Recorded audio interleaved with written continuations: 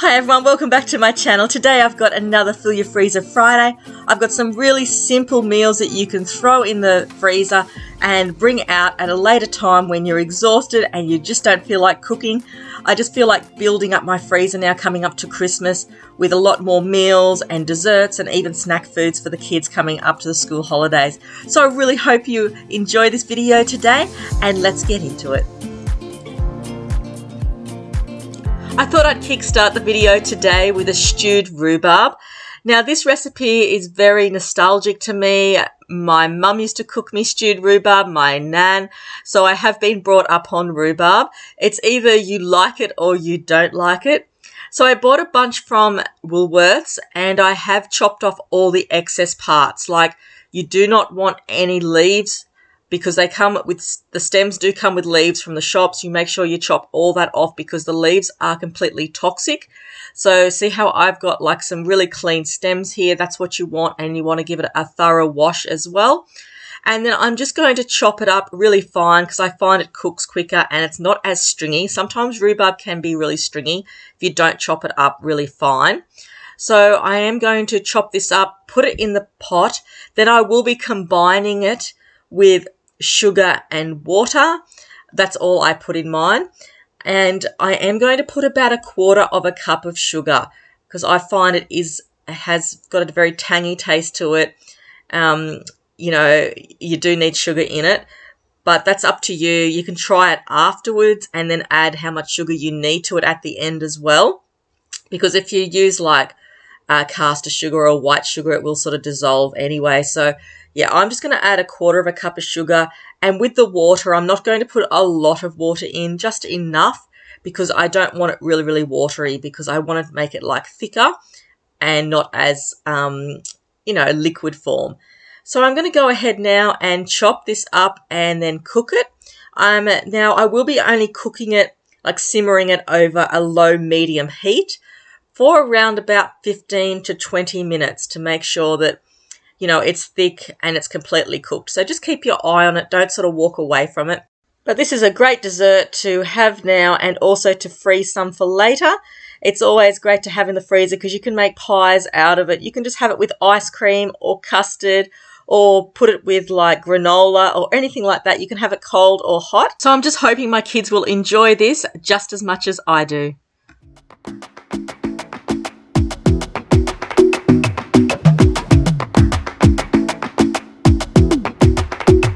I might go too fast.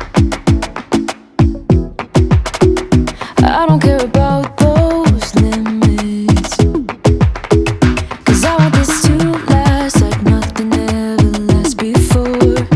I might go too fast. Suddenly I feel so rich, though I don't know nothing. I can't let this slip, no. I gotta seize the moment. Have you even noticed? Are you thinking about me? Are you thinking about me? I'm having a hard time not doing anything other than thinking about you. So are you thinking about me? 'Cause I've been thinking about you. I've been thinking about you. So here we have it. Here is the stewed rhubarb. This goes really well with stewed apples as well, and you do make nearly double the amount. But there is quite a lot here, as you can see, for what I cut up. And the thing with rhubarb is you don't need a lot of it per serving. I've just given the kids just a little bit here on top of their custard. I just made that. It's just homemade custard out of the packet. So all of us are going to have a serving of this stewed rhubarb with custard tonight for dessert. I've got heaps left over. I'm going to pop that in the freezer. And next time I'm possibly going to make a stewed apple and rhubarb pie with it. So in this recipe, we'll be making sausage rolls. This is a different way to make sausage rolls for me because I usually use the sausage mince, but this week I couldn't get the sausage mince, so I've used fresh sausages. These aren't frozen. And we're going to wrap them into the pastry. My husband will be helping out. He has just chopped up onion, garlic, and 2 types of capsicums, red and green, and he's fried that with olive oil. He's also added some cheese. Now, I don't think we needed the cheese as such because it made it really bulky and hard to fold. Plus the mixture, like the onion, garlic and capsicums, were a little bit hot, so the pastry was sort of sticking and nearly melting. So I'd advise to make that a little bit cool, not cold, but a little bit cooler the way I had it, so the pastry doesn't melt and it's not so hard to fold up.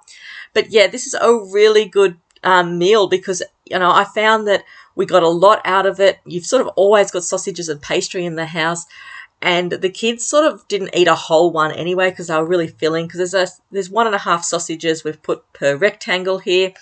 And we're just going to go ahead now, fold these up, and then we're going to have some for lunch, and then I'm going to pop the rest in the freezer for like after school or anytime the kids want a snack or they're hungry. This is a really good recipe to freeze.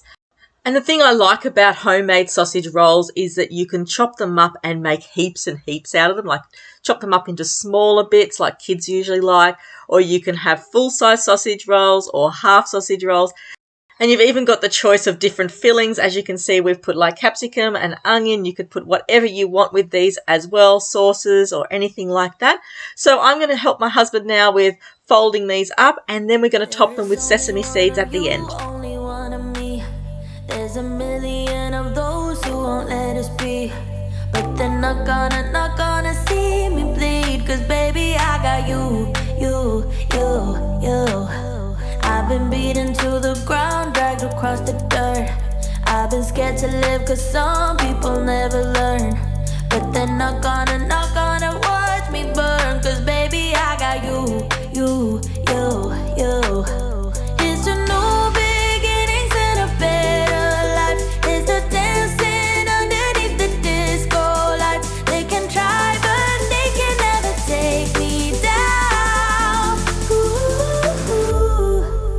Cause I'm not afraid, I'm not afraid, I'm not afraid to love, not afraid to love you. I'm not afraid, I'm not afraid, I'm not afraid to love, not afraid to love you.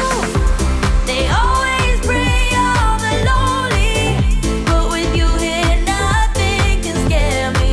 I'm not afraid, I'm not afraid, I'm not afraid to love, not afraid to love you. I will tell them what I'm feeling forevermore. I don't care about the feelings, not anymore. So let's show them that love is pure, no matter who it's for.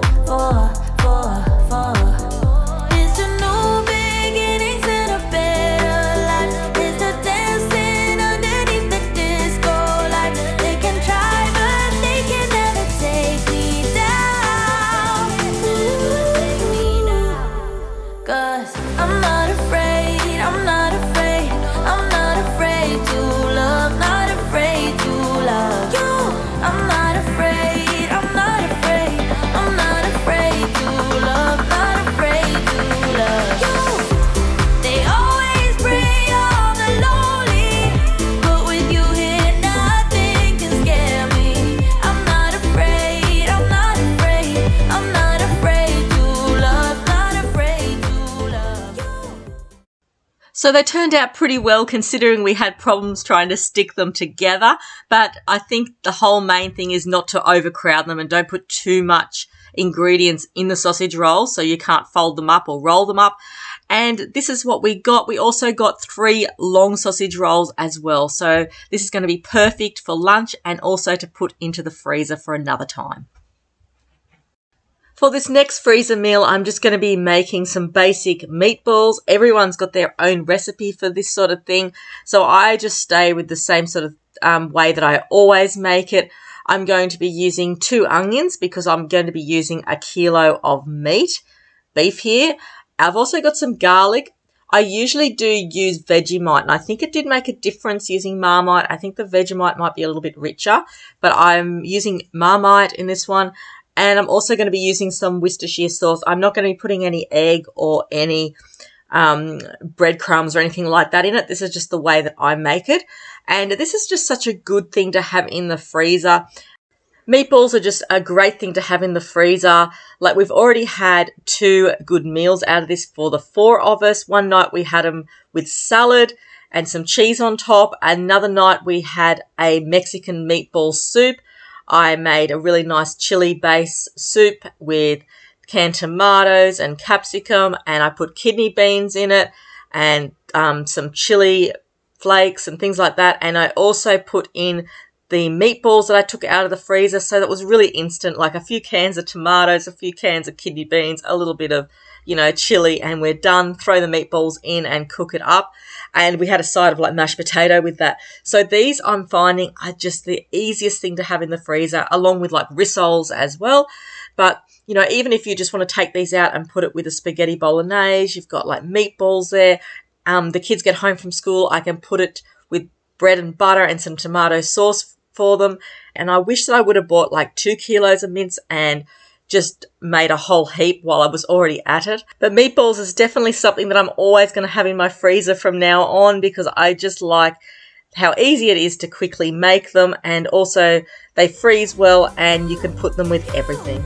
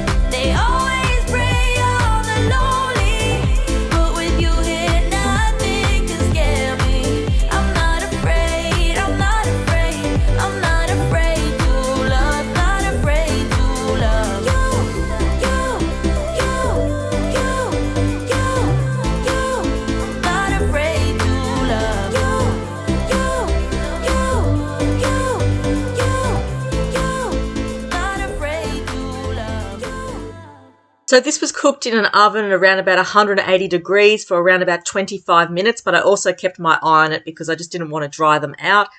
You could add like a pasta sauce on top of these when you put it in the oven, or you could even put cheese inside them. But I ended up making 39 meatballs, and it's just a perfect thing for the freezer for future meals. So the next meal on the list is going to be the yummiest sweet potato soup I think anyone's ever tried.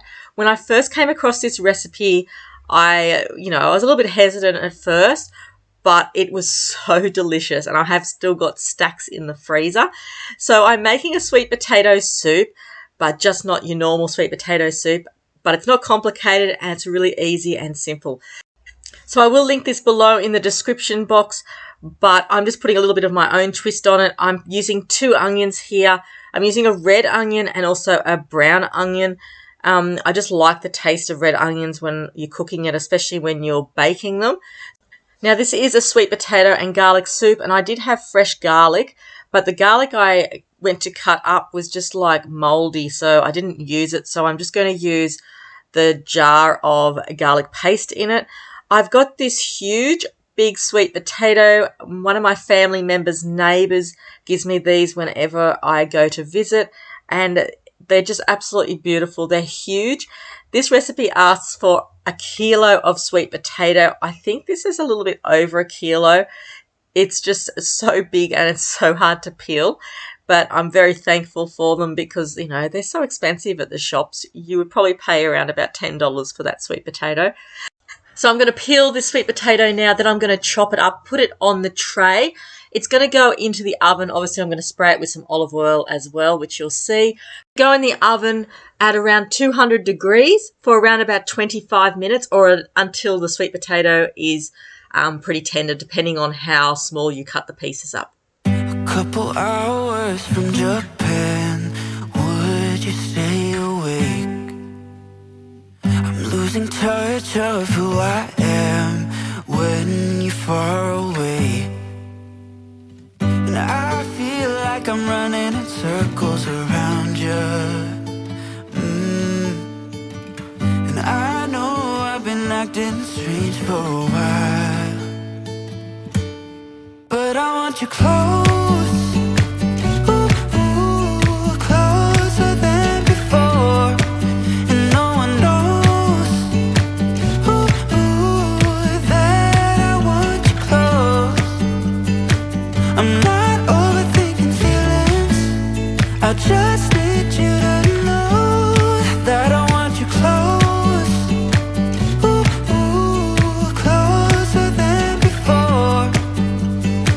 I know that we've been through a lot, now we're hiding in the crowd.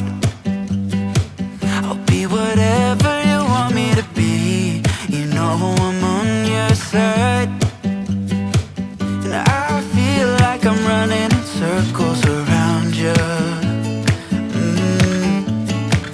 And I know I've been acting strange for a while, but I want you close. Ooh, ooh, closer than before, and no one knows. Ooh, ooh, that I want you close. I'm not overthinking feelings, I just need you. So this is going to go into the cooker now, and then I'm going to put the chicken stock in there and then just leave it on. That's all I'm going to do. You can cook this in a pot as well, but I'm just going to put it in the slow cooker so I can take kids to the park or something and just leave it on so I don't have to watch it. But that's basically it, and then we're going to come back and add our last ingredient to it. I'm going to add in the stock now. This is 4 cups, and I'm going to use 5 cubes. It does say 6 cubes, but I'm just going to try, like stock cubes, I am just going to try 5 cubes to 5 cups of water to start with. And if I need a little bit more, I can always add it in after. So I'm just going to add another bit there.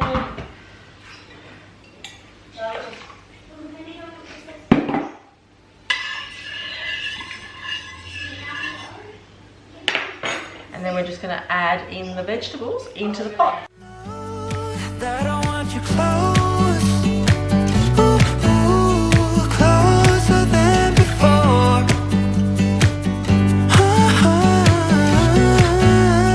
Closer than before.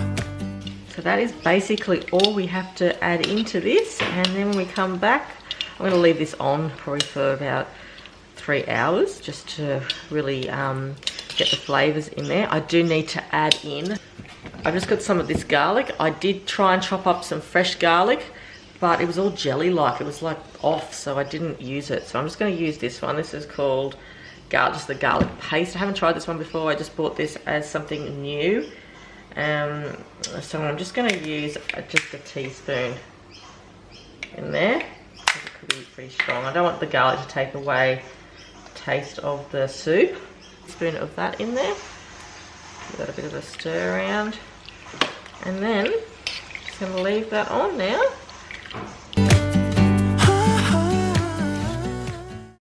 I am running low on freezer snacks for the children, so I thought I'd better make up some muffins. I'm making 2 types of muffins today. I've got some choc chip ones I'm going to make, and I'm also going to make some blueberry ones. I just found a basic muffin mix that you can use for savoury or sweet. So I'm just going to, to make the blueberry and choc chip with this recipe. I will link this recipe below in the description area. When I look for recipes, I always look for recipes that have the minimalist ingredients as possible because I just like to make it simple and not complicated for myself. I am using a punnet of fresh blueberries today, but I'm not going to use the whole punnet because I do want to keep some for the kids for their fruit break at school as well. So I'm going to go ahead now and make these muffins, and then the kids can have one this afternoon for their afternoon tea, and then I can freeze the rest.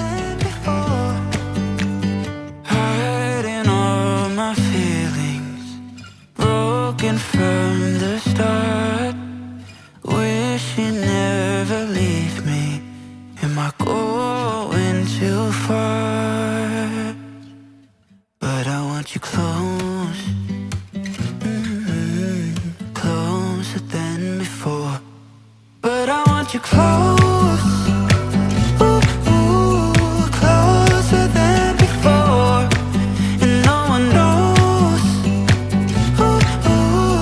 That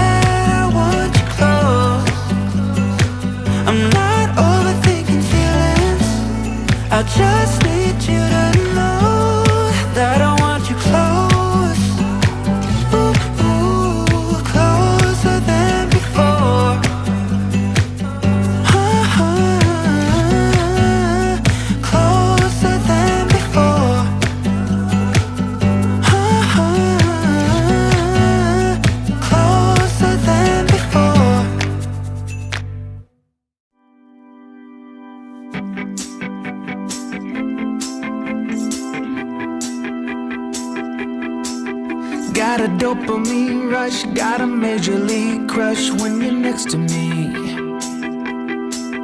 Got my heart upon my sleeve, can I hide the way I feel when you're next to me, girl? Got the kick in every move and I fall just like a fool for you, for you.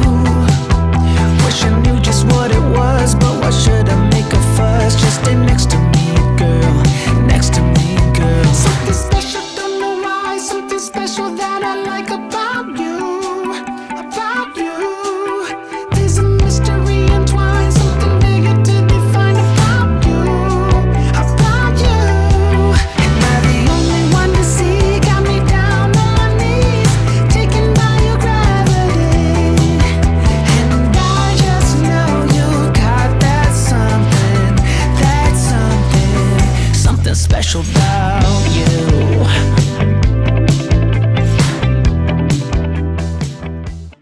So I like to just give this a mix with my stick mixer just to see the consistency of the soup. And as you can see, it's quite thick. So I've just added a little bit extra water. That's because I've probably put more than a kilo of sweet potato in the soup. And I like to do this before I add the special ingredient just so I know what the consistency is like. So the ingredient is just cream cheese. And the recipe is linked below, but it does ask for just the light cream cheese. I don't have the light cream cheese. I've only got a block of the full cream cheese. I think the light would make it less rich, but I did try it with this and it was just absolutely delicious. So a whole block goes into the soup, basically just towards the end. So the block's just going to get put into the soup until it melts into the soup base, and that's basically it for this soup. It's absolutely delicious. The flavors that had come out of it, because we'd roasted the sweet potato and the onion first, it made it really, really rich, and I think it also brought the sweetness out in the sweet potato by doing that, because the soup was really sweet. There was no sugar added to it. We used the stock, which made it like a nice salty flavor, and also the cream cheese, which has made it really, really creamy. So I'm just going to leave this now to melt into the soup, and while that's doing that, I'm going to go to the oven now, get out the muffins and organise them. I've got them out of the oven now, and I've got some little ones here that you saw me put into these little muffin containers. These ones are really good for little lunch boxes and things like that, so I just use the leftover mix in the smaller muffin containers, and these ones are just the large ones. Half the time I will chop my youngest muffin in half anyway, because they're just way too big. Like, look at that, that's good for my oldest sons, but for my youngest, he's probably more likely to just have these small ones. But they're just a mixture of choc chip and blueberry. I was going to mix the blueberry and choc chip in together, but I just thought this gives it a bit more variety, so they don't feel like they're having the same type of muffin every day, so I could switch it over and give them a chocolate chip or a blueberry muffin. But yeah, so this is just the basic blueberry muffin mix. I did add a little bit more extra milk and some vanilla essence to it as well. And then I just put the different flavourings in there, like the blueberries or the chocolate chips. But they are going to be a perfect complement to the freezer coming up to the end of the term, because this is the busiest term now. I find, like, the end of the year, and we've got 4 weeks of school to go, so just looking forward to having the freezer packed with these sort of things, so I don't have to keep thinking about or buying extra things from the supermarket. You're like honey to a bee. I go crazy for the sweet when I'm next to you, girl. Got the kick in every move and I fall just like a fool for you, for you. It might seem that I'm dumb, but it's you that's got me. So the kids are content with their muffins for a little while there, and I'm just going to give this another mix up now with my stick mixer, just to get all the little chunks of cream cheese all mixed into the soup, and it's gone like that pale colour, like that really yummy creamy colour. So this is how much soup I've gotten out of it, and I've also given the kids a little bit, my husband, and I'm going to have a little bowl of it now. I've put a little garnish of parsley on top for myself as a little bit of a treat this afternoon before I get started on dinner. But this was absolutely beautiful. Give this recipe a go, because it's well worth it. It doesn't take a lot of ingredients, you know, and you can make it go a long way. So this is going to be perfect. I'm going to pop that big glass bowl with the lid on it in the freezer as soon as it cools down, and I'm going to go now and enjoy my sweet potato soup.